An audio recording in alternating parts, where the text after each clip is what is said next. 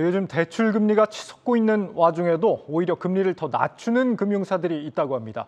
거기가 어디냐? 경제부 장슬기 기자 지금부터 알아보겠습니다.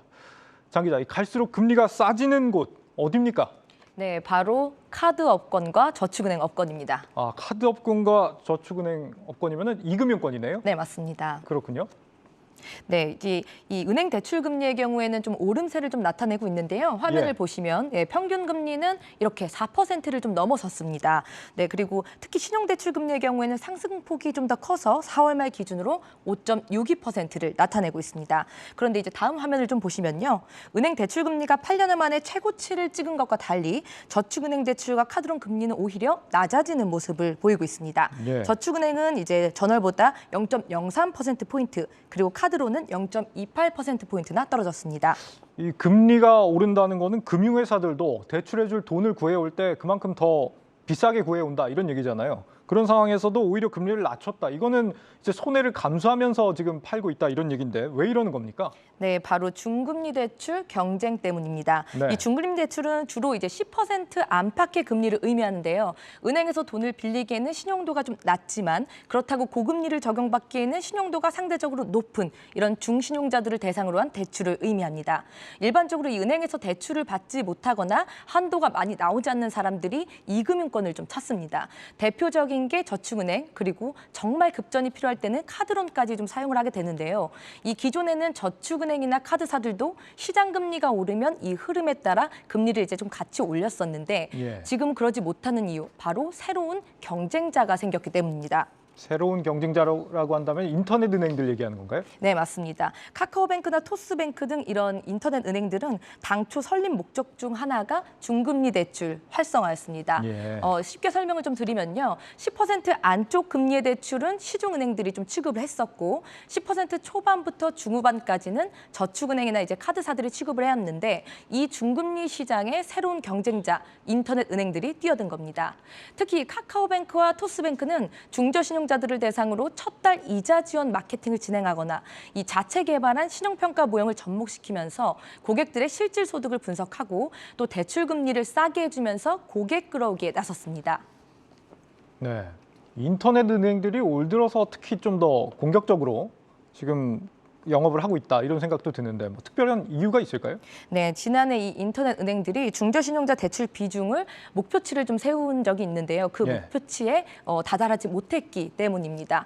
특히 이 목표치를 달성하지 못하면 신시장 진출 제한이라던가 금융당국의 이런 페널티를 또 받을 수도 있기 때문인데요. 그래서 올해 더 특히 인터넷 은행들은 공격적으로 중금리 대출 시장 확대에 나선 모습입니다. 좀 화면을 한 번 더 보시면요. 대표적인 사례가 바로 토스뱅크입니다.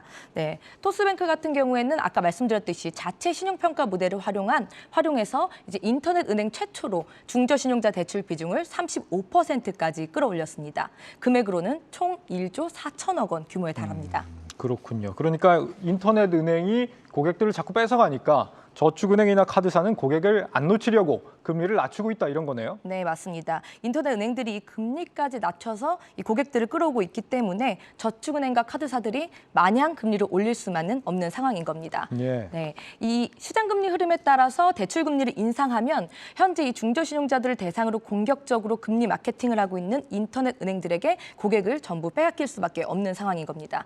특히 인터넷 은행들은 1금융권에 해당이 되고 저축은행과 카드사들은 2금융권인 만큼 이 대출을 받았을 때 신용도에 미치는 영향도 다르기 때문에 경쟁력을 갖출 수 있는 부분은 결국 금리밖에 없는 셈입니다. 그런데 이 금융권이 금리가 높은 이유가 아무래도 좀 돈 떼일 위험들이 높기 때문 아닙니까? 이 저신용자들을 상대하다 보니까 이 건전성 괜찮은 겁니까? 이러면? 네, 맞는 말씀입니다. 그런데 이제 제가 말씀드린 중금리 대출은 10% 안팎의 좀 금리를 좀 의미를 합니다. 근데 이 중저신용자들은 10% 안팎을 적용받는 중저신용자들은 사실 이금융권에서는 우량 고객에 좀 해당을 합니다. 네, 그래서 10% 후반대 대출을 받는 저신용자들보다는 상대적으로 신용도가 좀 좋은 부실이 낮은 채권일 수밖에 없는 겁니다. 때문에 오히려 이 건전성 차원에서도 이들을 선점하기 위해서는 금리 경쟁력을 갖추는 것이 불가피한 상황인 겁니다. 그렇군요. 혹시 뭐 그 외에도 더 우려되는 부작용 같은 건 없을까요? 네, 방금 앵커 말씀하신 대로 만약 이런 현상이 좀 장기화가 된다. 그렇게 되면 이제 당연히 부실이나 수익성 우려가 좀 있을 수밖에 없다는 지적도 나오고 있습니다. 예. 이 기준금리와 시장금리는 계속해서 오르는데 일부 업권만 이런 식으로 역행해서 대출금리를 좀 내린다면 당연히 충당금 부담이 높아지고 또 역마진 우려까지 나올 수가 있습니다.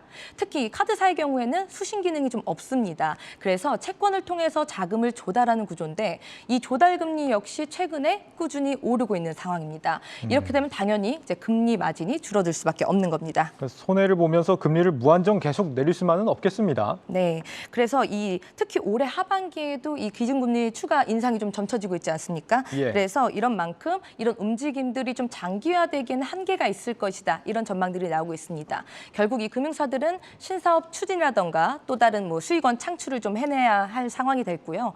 네, 게다가 이 금융사들이 상대적으로 좀 신용도가 높은 우량 고객을 중심으로 이 금리 인하 같은 마케팅을 계속 펼치다 보면 이제 상대적으로 신용도가 아주 낮은 저신용자의 경우에는 오히려 이 대출 문턱이 더 높아질 수 있다. 이런 역효과가 나타날 수 있다는 우려도 좀 나오고 있습니다. 예, AI가 도입된 이래 이금융권도 열심히 지금 신용평가 모델을 업그레이드하고 있는 상황인데 앞으로도 살아남으려면 혁신이 계속 필요하겠습니다. 장슬기 기자였습니다.